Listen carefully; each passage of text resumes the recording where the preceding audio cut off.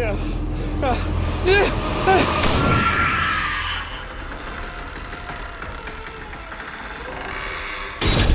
Welcome to the My Haunt Life podcast. Hello and welcome to the My Haunt Life podcast. I'm Mike. And I am Russell. And this is the Vegas episode. We just got back from a turnaround trip to Las Vegas, and we did Asylum, Hotel Fear, a few escape rooms, and of course, the Freakling brothers. Before we get into this, I just want to thank our friend Omar so much. He let us crash at his house. Omar is a blackout survivor, a victim survivor. He's done everything that we do, and he's such a good guy and good friend. So thank you very much for letting us crash with you and your dog Scorch. He's adorable. Oh, he is adorable. And Omar always knows the best places in town to eat, man. Oh, yeah. Yeah, he's a complete foodie. I gained like 10 pounds just from 2 days of eating with him. Yeah, it's awesome. Thank you, Omar, very much for hosting us this weekend. It was really good to hang out with you. First up, what we did was Hotel Fear and Asylum. Now, these are haunts that I've done the past 3 years. For you, it's just the past 2 years, Yeah, this correct? is my second year. Yeah, and it's a must-go-to at this point. Yeah, like they're absolutely. so much fun. So being it your second year, I mean, what do you think? Was it better than your first year? Actually, I think it was. Nice. There were some minor tweaks inside the haunts, which were noticeable. They kept my favorite scare, which got me again. Even though you were more in target for that scare, it got me as well. I was behind you, but it was very effective. Yeah, the production design, they definitely made some tweaks on some of the scares. One room, which I loved last year, actually was more effective this year than it was last year. So yeah, I just very, very enjoyable. Yeah. And you know, it's a very reasonable cost. I think it was $25 to do 2 really high quality haunts. Mm-hmm. So it definitely recommend them to anyone in the Vegas area. Yeah, and this is my third year going, and each year they've done the same thing. They've tweaked something or changed something. It's never the same haunt 2 years in a row, which I love because it gives people like us a reason to go back. Yeah, I was going to ask you very specifically, there's a hallway sequence in the hotel. That's new, isn't it? The way that unfolds? The doors? Yeah, the doors. No, that's been there. So that's actually one of my favorite. Well, obviously because it's you enter a hallway and you get to choose which doors to open and explore, which is a great concept for a haunt, and it's really, really fun.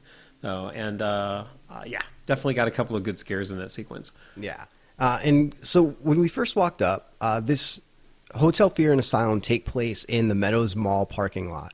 And when we walked up, the first thing I noticed was there was an extension on Hotel Fear. And usually they have just an opening there because that's where you get chased out with the chainsaw, which isn't a spoiler because as soon as you walk up, you hear them and you see people running for their cars. And it's the most incredible thing you will ever see. So that was the first thing I saw. And I was like, oh, they added on to Hotel Fear. Like, I wonder what's going on. So we go through Hotel Fear and you know, there were some tweaks inside, and it's the hotel motif, and you meet creepy butlers, and you meet people that are just stuck in the hotel, and you know, you go through kitchen areas, and it's just you go through doors that lead to nowhere, so you have to go through other doors, but they're labeled the same, and you go into rooms where it seems that there's no exit, and you have to find the exit, and those were so fun because I feel like we were trapped in there for so long. Yeah, and you forgot to, you didn't mention specifically, sometimes you meet guests who get really offended that you're invading their space. Oh, yeah. When we finally made it to the finale, we walked into that final area, and instead of a chainsaw guy chasing us out, there was this beautiful, amazing creature that popped out. And it was just...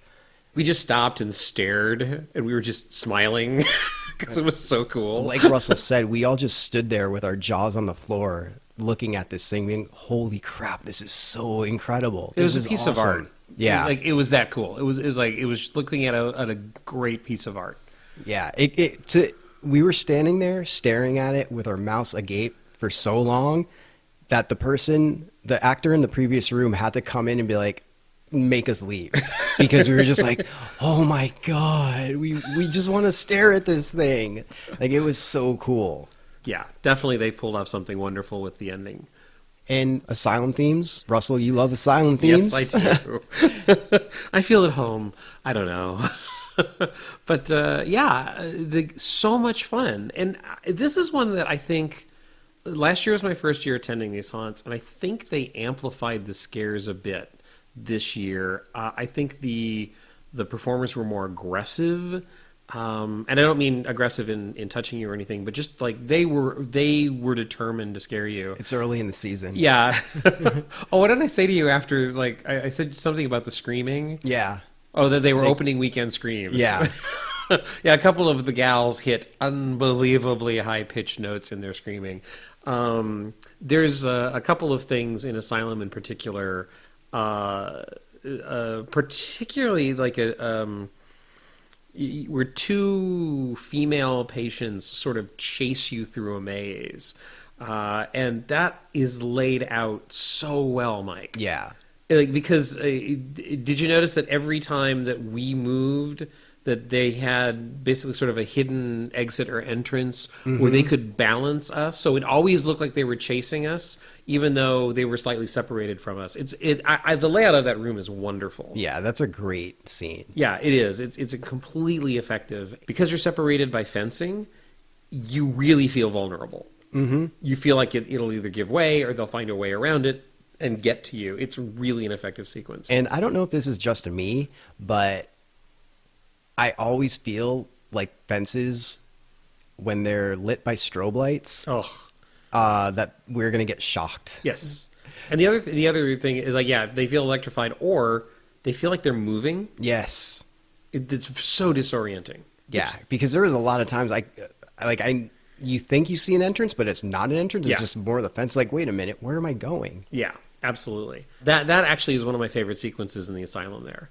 And there's a hallway scare in the Asylum, which I know got you and got me both. Really good. And that was the one I came home to LA last year and told you, because we went to Vegas at different times last year. That was the scare last year that I came back, and I told you there was one scare in Asylum that absolutely nailed me.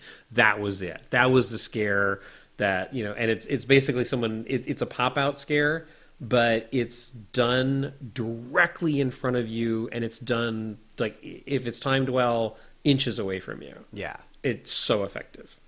And yeah, and that was the room I mentioned earlier, is there's a room in the Asylum that is completely disorienting because you lose your visual perspective. So you don't know what's up or down or sideways. You don't know where left or right leads. And I found the wrong entrance. I actually ended up backing back up into the maze at one point. I don't know if you did that. Yeah. So, and the actor is like, no, wrong way. I was like, okay. And then after what felt like a half hour, we finally found the exit. Yeah, it is literally a room where they hide the exit from you and you have to figure it out. And there's creepy characters roaming around in the darkness with you. That you won't see until it's too late. Yes. And that exit is hard to find. Oh, it is very difficult to find. I loved it. Yeah, it's yeah, and last year that room was, I think that last room might have been smaller last year. Okay. I think. I'm not sure, but yeah, that's a fun room. That's a really fun room. The characters inside the Asylum also really interesting, because you meet sort of staff and then you also meet patients. So it's a good mix of different kinds of characters. And it also lends itself to some imagery that is very disturbing. And you can't win either way. Yes. Yeah. Like they have a dental sequence. They have a check-in sequence. They have cells that people are, trying to reach out and grab you from. We mentioned the fence sequence where you're being chased through. There's just awesome sequence after awesome sequence. The production design, I think, on Hotel Fear is a little bit more, I don't know, delicate and intricate and more of a vibe. Asylum to me is a much more aggressive haunt feel to it, which is the nature of the storyline. But I love both of these haunts. I'm so glad that you turned me onto these. Yeah, they're a fun time. Yeah. So if you go to Vegas, make sure you hit them up. For more information on Hotel Fear and Asylum, go to LasVegasHaunts.com. On Facebook, Las Vegas Haunts. On Instagram, Las Vegas Haunts. And also on Twitter, Las Vegas Haunts. While we were in Vegas, we didn't want to only do haunts. We also love escape rooms. And there have been escape rooms in Vegas that we wanted to try out. One in particular that we have kept hearing about is the Mob Room at Lockdown Escape Rooms. Now, Mike, a year ago, I had done one of the escape rooms at Lockdown. It was called the Crazy Professor, I believe. Yeah. And that was a fun room. It was difficult. And Omar, Tall, and I did it together. And we did it when all of us were completely exhausted and fried. And what happened the night before that made you exhausted and fried? I had a really, really hard time with the victim experience.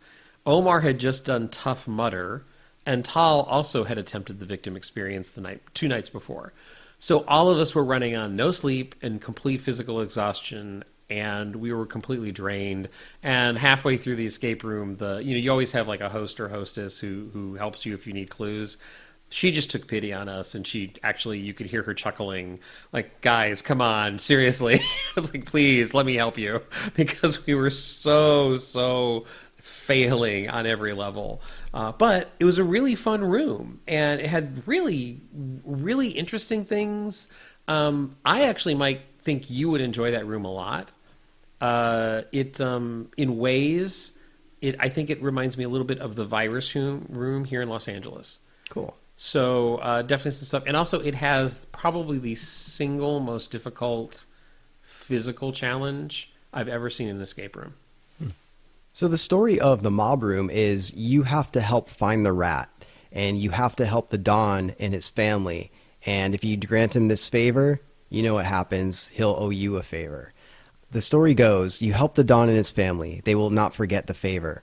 There was a rat in the mafia who revealed the Don's secret hideout to the police. The Don managed to get away and was able to leave behind some traces and hints for you to use and figure out the true identity of the rat informant. You are the only one who can save the family before the police arrives. Discover secrets and do not lose track of time. So, I mean, a mob room in Vegas goes hand in hand. Absolutely. And I love mob stuff. I love, Al Capone, and of course we went to the Mob Museum last year, and which we highly recommend to everyone. Oh, it's yeah. Awesome. So it was really cool that we finally were able to do this, and we did escape. Yes. And what you were just saying about last year when you did the Crazy Professor room, I feel like this year seems like a polar opposite, because we were all on point. We escaped in 33 minutes or something? I think so, yeah. Yeah, it was a really good time. And it was really, really fun. And it was also one of those times when everybody had oh, this makes sense to me. This makes sense to me. Everyone had their, somebody else referred to it as a shining moment in the escape room. Mm-hmm. It's each one of us had one of those. And it was great. And also, Omar and I were talking on at one point during the weekend of how the puzzles themselves were so much fun. Yeah. And this is one of those rooms that every prop could be part of the puzzle. And the set itself, it has this. I don't think it's too much of a spoiler to say you enter a couple of different rooms, and each room, the props were indicative of what the purpose of the room was. This was a really fun room, and it's a couple of really unique puzzles. Oh, definitely. Yeah, there's there's a couple of really cool things that went on, and a couple of really challenging ones too. There's one in particular that dealt with reflections, which it took us a while to figure that one out. Deb had to look into a mirror. And I know you were sitting at a desk and you were working with some stuff at the desk. Oh, okay. But what happened is there was a mirror in the corner, and we were getting clues by you had to look at something in the mirror and then decipher stuff in the mirror, in the reflection. Oh, as far as okay. directions I know go. what you're talking about. Yeah, and it took us a few tries to finally figure out the pattern. So, and then you had to move something else in the room. Yeah. I think that's one thing I liked about this room, Mike, is just the interactivity of different props Like, you would find something that would affect something in a different area. Like, it was a really fun room. Yeah. This room has been recommended several times to us. Yeah, I've heard a lot of people talk about this room and say if you go in Vegas, that's the one you should do. Yeah, and I think more than anything, it's not difficulty, it's fun. Yeah. Like, I think that's why people recommend it so Well, hard. it is kind of difficult because There's a couple of really tough ones. well, not only that, but it's not a typical escape room where you have to find the last key to let yourself out. You have to make a choice on who you think the rat is. If you choose the wrong person, you don't escape. You only get one choice. Yep. So if you make the wrong choice, you're not escaping, you're done. Yeah, which is a really, really interesting ending to that room. But we figured it out. It was fun. Yes. I'd go back. Oh, yeah, absolutely. Actually, now that I've done 2 of their rooms, they just recently opened another location in Vegas with different themed rooms than the original location. I would like to go back and try other stuff from this company. And I think that's the highest compliment you can give an escape room company if they have multiple rooms is, okay, I did that room. I liked it enough that I want to come back and do something different with you. Yep, exactly. Yeah. For more information on lockdown rooms, go to lockdownrooms.com. On Facebook, Lockdown Vegas. Instagram, Lockdown Rooms. Twitter, Lockdown Vegas. The next escape room we did was the basement. They have opened a location up in Vegas, and as you may have heard on past podcasts, we are huge fans of the basement that is here in LA. We've done all 3 of their rooms. We've escaped from all of them. That's one of the go-to recommendations we give people when they ask about escape rooms. So we had to finally try the Vegas version. What were the first differences you noticed, Mike? It's a fancy place. Yeah, absolutely. Like, it's really nice. Oh yeah, we walked in and it's really nice. Not saying that the LA location is not nice. We should clarify. That sounded horrible, didn't it? No, the LA location is really cool, and we're huge fans of it.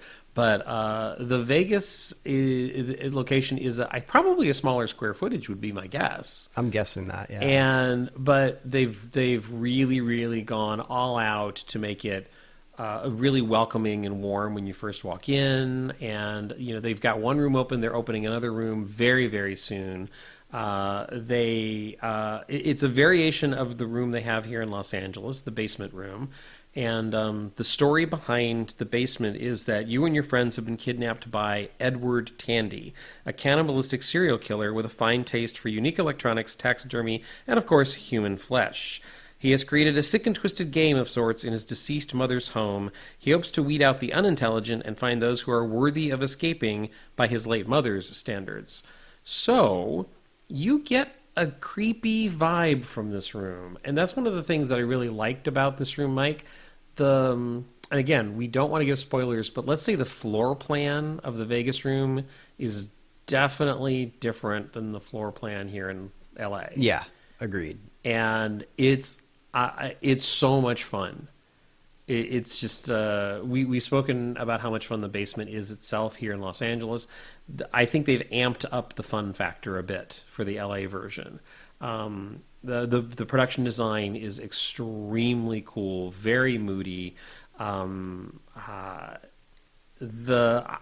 rank this as a difficult escape room personally. I think some of the puzzles are very, very challenging, and I think we definitely escaped. Yeah, we escaped. Is there anything else you want to say? We escaped in record time. Yeah, we are on the leaderboard as number 1. Fastest escape as of right now. It's only been open for a few weeks, I think, but we're pretty proud of that. Yeah, that was very cool. And granted, we had played the LA version of the basement, but I don't think it matters. No, it doesn't. And the weird thing is we did have some serious problems with a couple of the puzzles. There was one thing which we actually, even though we did escape, there was one thing which we didn't figure out the correct way of doing. Right. So, definitely it's, we missed a clue that would have helped us get out sooner. It definitely, I don't think I don't think we had that much of an advantage. But, other than the fact that knowing, I think maybe that the floor plan was going to have a couple of surprises, maybe. But yeah, it's I highly recommend the basement in Vegas. I absolutely loved this room. I want to go back and do the study when they open it, even though we've done a version here in Los Angeles. I would love to see the new layout, the new production design, what they do with it in Vegas. I totally agree. I mean, we love what the basement has created, and that was one of the first escape rooms we've done, and it was definitely the first escape room that was super super horror themed. Yes. It was created by Caden, who is a super horror fan, and he made it what he wanted it to be, and it's grown to be this amazing room. And Yeah. if keep expanding, we will keep supporting. Absolutely. And definitely hope everyone near the Vegas area gives them a try. They're definitely an escape room to challenge yourself with. And it does offer a challenge. For more information on the basement in Vegas, go to escaperoomvegas.com, on Facebook, The Basement Escape Room, on Instagram, The Basement LV, and on Twitter, The Basement LV. And then when we escaped from the basement, we were talking to Caden's dad, and he recommended another escape room.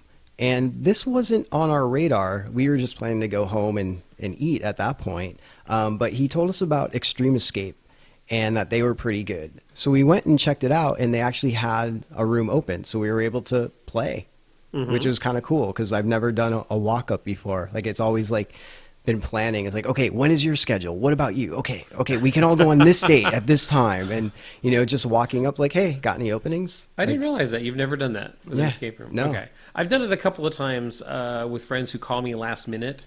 Like, call me at 9 o'clock going, hey, there's an escape room at 10 o'clock in your neighborhood. Would you like to do it at 10? Like, okay, sure. I've done that a couple of times. But yeah, they were very accommodating.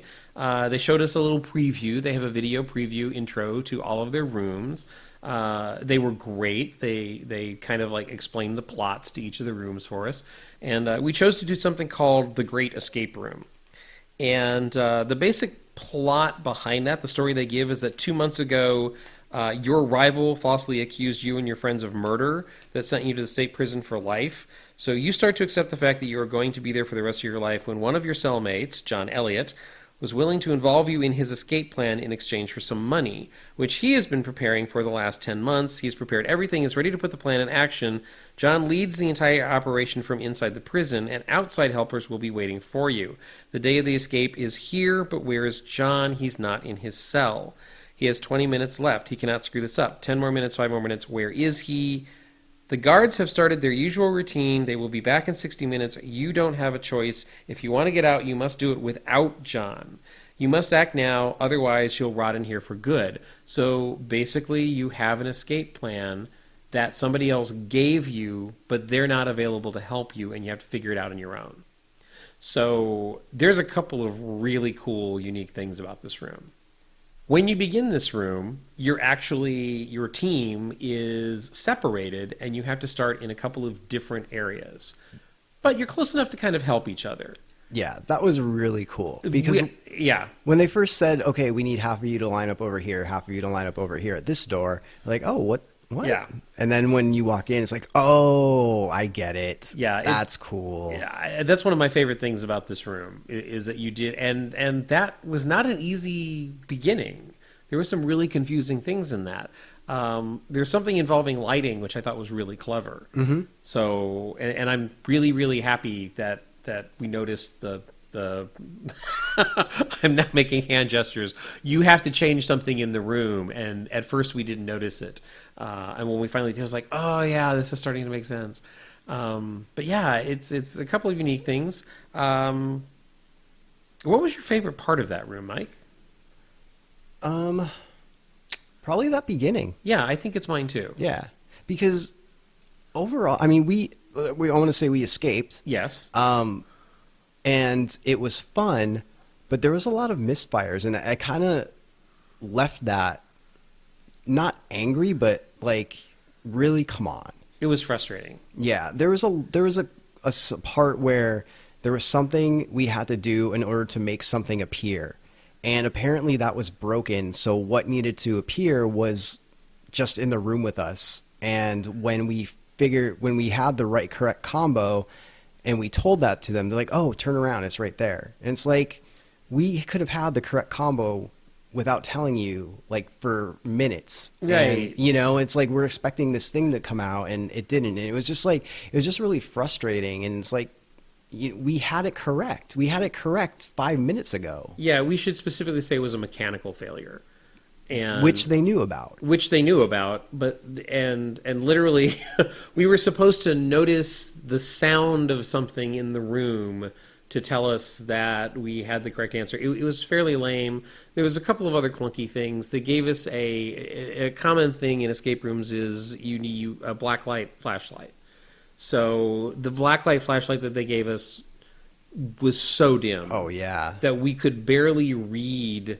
Like, we were struggling to read the stuff up there. There was stuff, quite often that you'll find this in escape rooms, where there's stuff hidden in the walls or on items. We could barely read what the clues were. And so we actually had to walkie-talkie, and that's how you got clues in this room. And we actually had to help and say, like, wait, we think this is it, and then we verified that we were on the right path and correct. And when we got the correct answer, come to find out that the mechanism was broken. Right. It was really frustrating. So, and then we got into the last set of puzzles, and that final room actually was pretty darn cool. Yeah, it was fun. There were some clever puzzles in that one. Yeah, and like good use of props in that room, I will say. And also there were a couple of things that I didn't totally understand, and I know we figured out in the wrong order. Mm-hmm. Well, no, I take that back. I guess there would be no wrong order, but like we were supposed to have information from a file drawer, but we didn't get we figured out the puzzle before we got the file drawer open. So I think that was Omar who did that. Yep. Yeah. So clunky overall, but still enjoyable. But and also, so not to keep going on negative stuff, but they made a point to reference something that's like, oh, did you see this? Did you make sure you see this? And oh yes, right. And it had nothing to do with anything. Yeah, it's like at one point we were told actually that we would need a prop, and they never explained afterwards like what that prop was for, and we never used it. Overall, it was enjoyable, but the negatives stick out more to me. Yeah, and we kept getting frustrated with each other because we were frustrated with the puzzles. Right. And it just that takes the fun out of an escape room, because especially in the one that we've been talking about with the combination of the blacklight and the mechanical failure, we were in that area for a very long time needlessly. Right. We could have moved on. Yeah, it was pointless for us to have spent that much time on that puzzle to learn that it wasn't functioning anyway. And also the props were a little awkward in the fact that it's not a spoiler to say that you had to line up certain things with a dial. Well, you could spin the entire dial, which means if you weren't paying attention and you didn't use the lighting in the room to your advantage, you could have been working the entire time not realizing that you were aligning the wrong thing. Right. So that I find that really questionable. Yeah, they need to glue that one down. Yeah, exactly. It was something that should have been glued down that wasn't. Yeah, and I agree with you. It's like it's a really fun room. I just wish the negatives hadn't been so strong. Right. So, but would you go back and try another one of their rooms? Maybe. Yeah, I mean, it's not a no, but it's not like hell yeah. If I heard good things about another one of their rooms, I would go back and try it. If we had nothing else to do. Yeah. Like I wouldn't make this a destination. Yeah, and mainly because of the negative aspect of malfunctioning stuff in the room. Right. Yeah, it's like I think I agree with you on that. It was very, very frustrating. So, and there was one time when we asked for a clue because nothing was making sense, and they actually said, like, oh, you need to do this, this, and this, and we had already done that. Yep. So it was like, wait, so we're doing the right thing, and then eventually we figured out what we needed to figure out. But even their clue giving was clunky. Clunky, I think, is the key word for that room. Yeah. So, but really, some really enjoyable puzzles. In that final room, there was some really cool stuff. Yeah. A couple of head scratchers for me. Yeah, like that last the escape code. Yes. So yes. Yeah. But, when you pointed it out, it made perfect sense. Yeah. So, So that ended our escape room day, and we're 3 for 3 in Vegas this time around, which is awesome. Going back to Xtreme Escape, if you want to check them out while you're in Vegas, you can check them out on the web at extremeescape.com, and that's extreme with an X, not an EX. And on Facebook, LV Escape. On Instagram, Xtreme Escape Com, and that's another extreme with just an X. And on Twitter, Xtreme Escape Com as well, also with just the X. After the escape rooms, we moved on to what for me was definitely the highlight of the Vegas trip. For you, really? Come on, man. I think for all of us. Do you think or do you know? Oh, I know. We went to the Freakling Brothers horror shows. The Trilogy of Terror.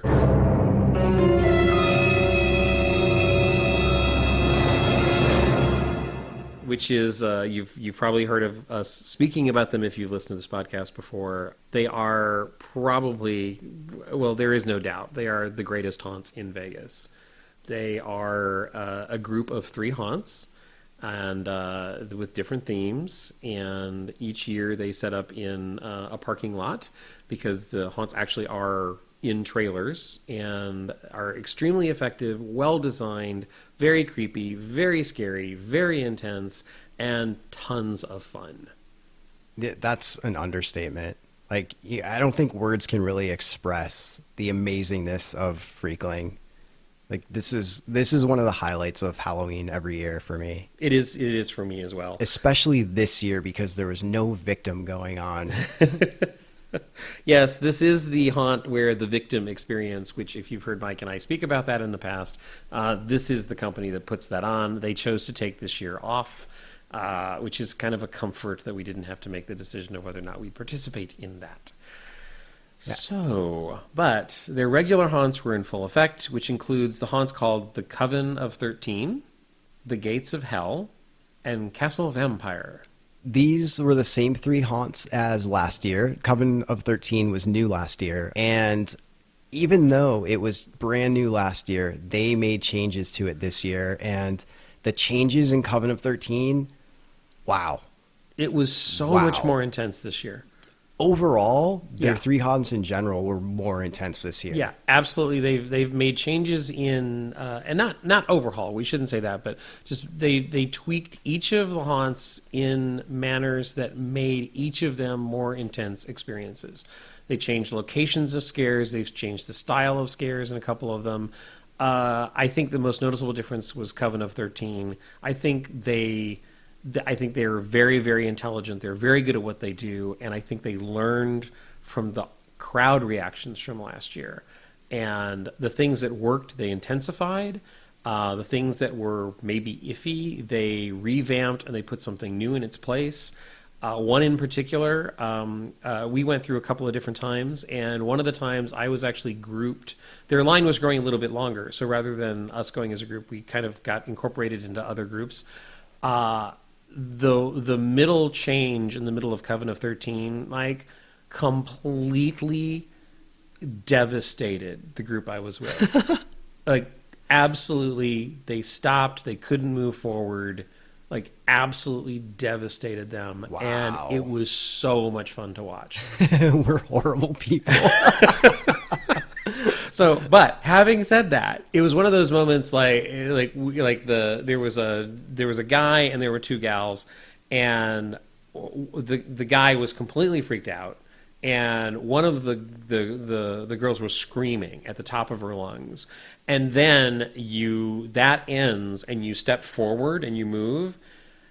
When they stepped forward, all of them had that moment which you and I have had of like, that was so awesome, that was amazing, that was great. Like, in the middle of the haunt, they stopped to talk about how awesome what they just went through was. That's so cool. And it was because they were completely terrified the moment before, and then they realized what was going to be the ending of that sequence, and then you have to kind of get out of it, and then they just like stopped and was like, oh my god, that was so awesome.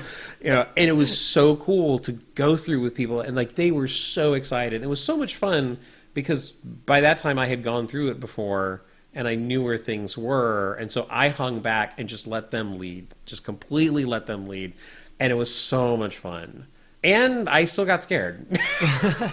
So yeah, there's a couple of wait, how do I describe this with no spoiler? There's a sequence where you sort of get trapped, and that time when I went through, Mike, there are access points where the cast can get to you that I was unaware of. And I was thinking, I'm perfectly safe here because I know what this room is, and sure enough, there was a character standing right next to me, and I didn't know it. That's so rad. It was it completely terrified me. It was so awesome. What would you, if you had to pick a favorite, could you?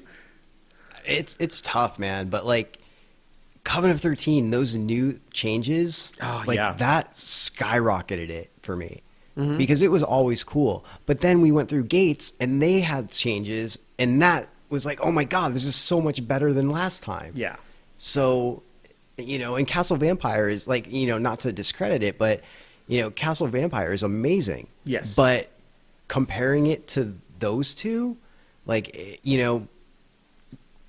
comes in the bottom of those two. I think Gates and Coven are tied for me. I think they are for me too. For different reasons. Yeah, exactly, because they are very different style haunts. But the thing that I love about the Castle Vampire maze is it's got such a gothic feel, which I love. Yeah. And also, of the three mazes, I think Castle Vampire at Freakling Bros is just... That's the one that is not afraid to put you in complete darkness. Yes. There are other mazes do it occasionally, but you are in darkness for so long in Castle Vampire, and you have to explore it.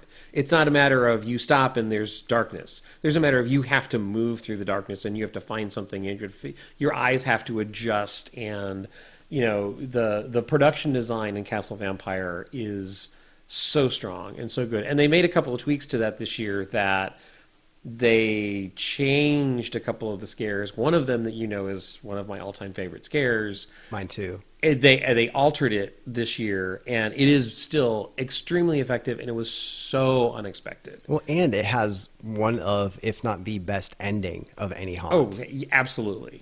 Even though I know what's coming, yeah, I still freak out at that point. It's so effective. It is so effective. So, and it's one of my favorite from from a couple years ago. We have a very, very good friend, Chance, who I was with him when he went through that. Chance is this huge, lovable guy, and he completely freaked out. And to see him running in terror, and yet somehow smiling through it. I was that's one of my favorite haunt moments of all time, is going through that haunt with Chance and that final scare. That's so rad. Yeah. So Chance, we miss you. You need to come back to LA. So it's that last scare is so good and it's so well designed. And there's variations of it in somewhere else in the Freakling brothers' work. And both of them are very effective. Mm-hmm. So, and it's kind of a signature move for them, I think. Yeah, it's hard to pick a favorite, but I think I agree with you that Coven and Gates are sort of tied, and some of the changes in Gates are really, really scary. And for those of you who don't know, Gates of Hell is a definite R-rated attraction. You are touched, you are grabbed, you are verbally abused. They do like the profanity. There's electricity.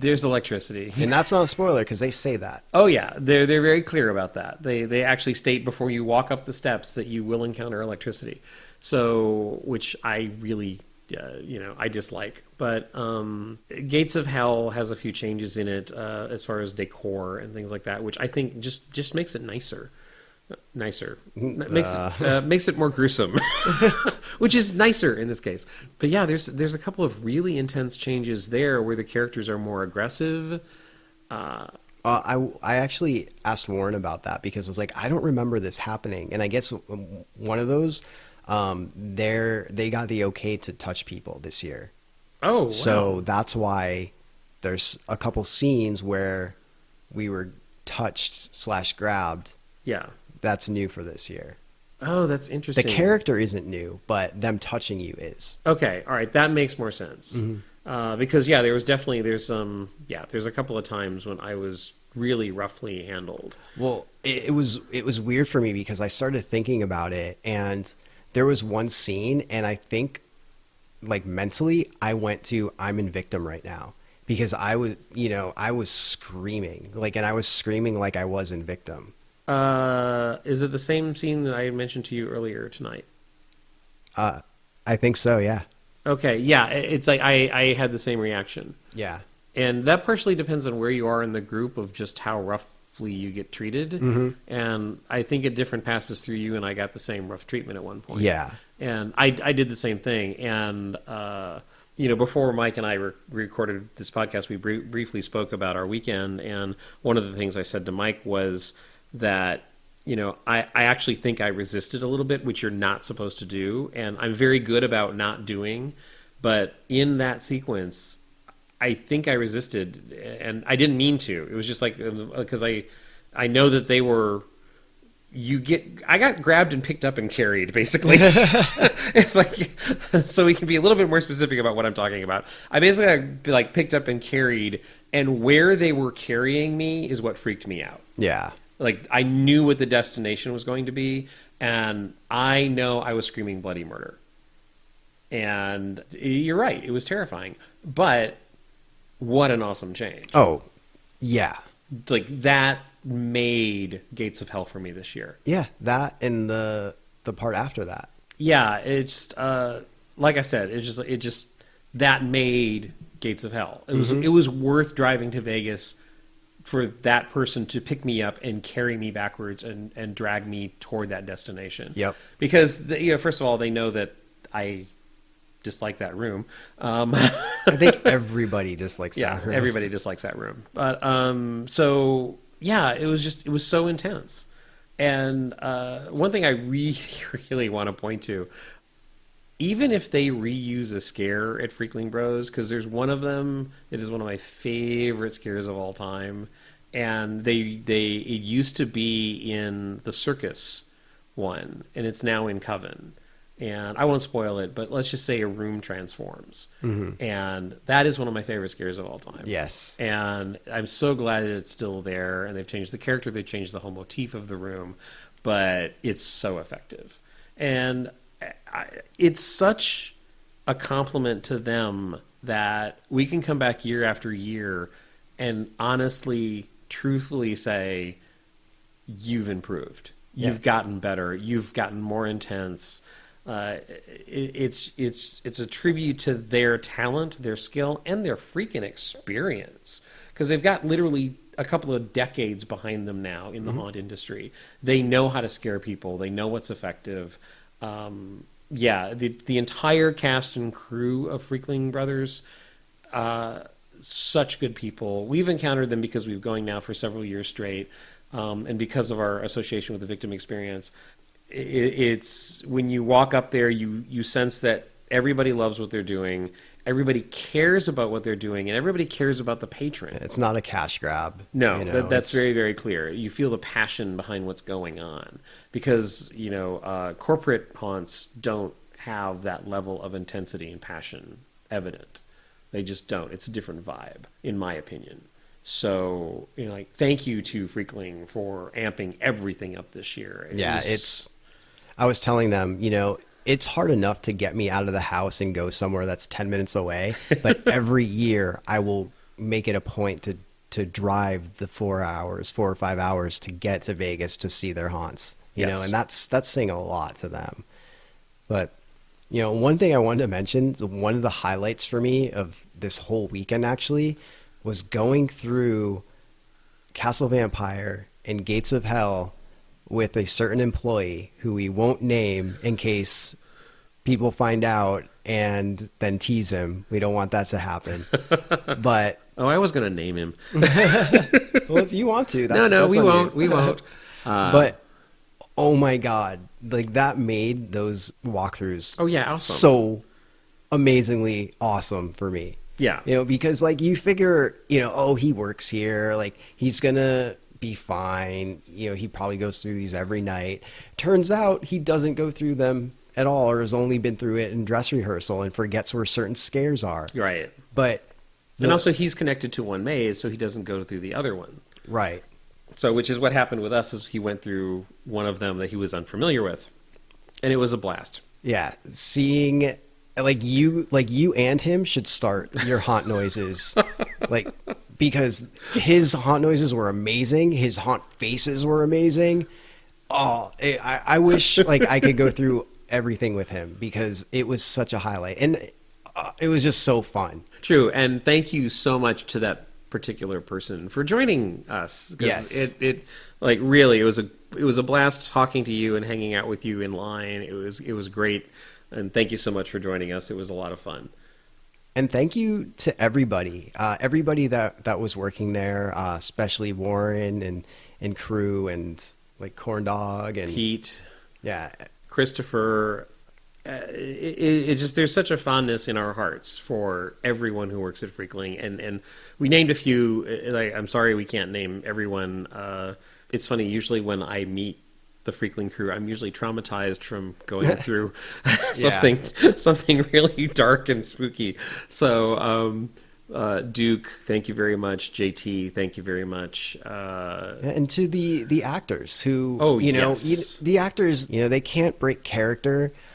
So I always feel weird about trying to talk to them about hey, thank you, because I always feel weird, but we went through each maze multiple times, and each time they gave it their all. They still gave us the story. They never had that kind of attitude that you sometimes get, where it's oh, these guys again, it's whatever, what I'm going to say, just get in line. There was none of that. Each time they treated us like we were a brand new patron and explained everything. And, if they did recognize us, they would do little tweaks to it. It's oh, you're back. Welcome back. Things like that. Oh, they incorporated our presence a couple of times into their little spiel before each haunt. And that's a nice touch. It definitely is. And it goes back to what you said about they care. It's it does truly feel like family. You're going to Vegas for the weekend to visit your family. Yeah, it very much feels like that for me.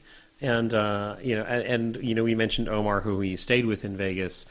I know Omar feels the same way, and I don't feel uncomfortable saying that for him. Omar and I discovered Freakling Brothers together, and it's been wonderful going there and knowing so many LA friends who have discovered them as well in the last 3 or 4 years. It's just, they have to be my favorite haunts of all time. And it's and I mean, over anything that I've ever done, the Freakling Brothers are my favorite haunts. Yeah, they're definitely worth the drive. They're worth the time. They're worth the money. We can't say enough good things about them. Thank you for showing us such a good time in Vegas. Yeah. Thank you, Warren. Thank you to everybody. Thank you to the crew. You know why, and that's all we're going to say.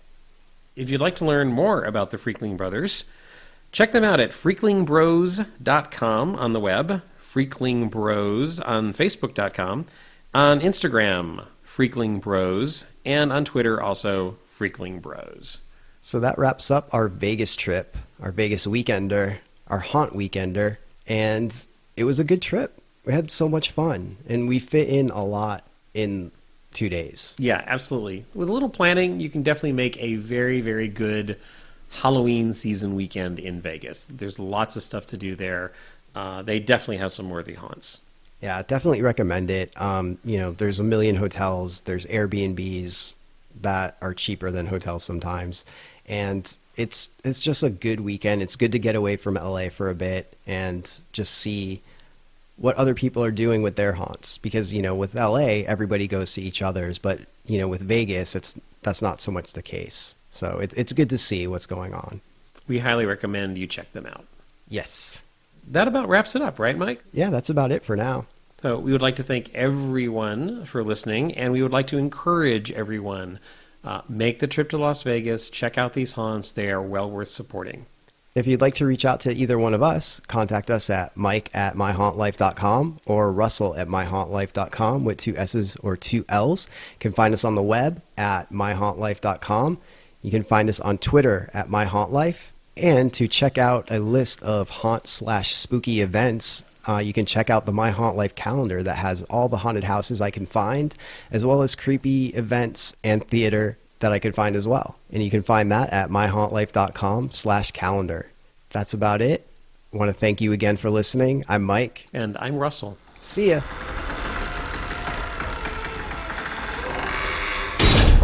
There's a couple of really cool, unique things about this room.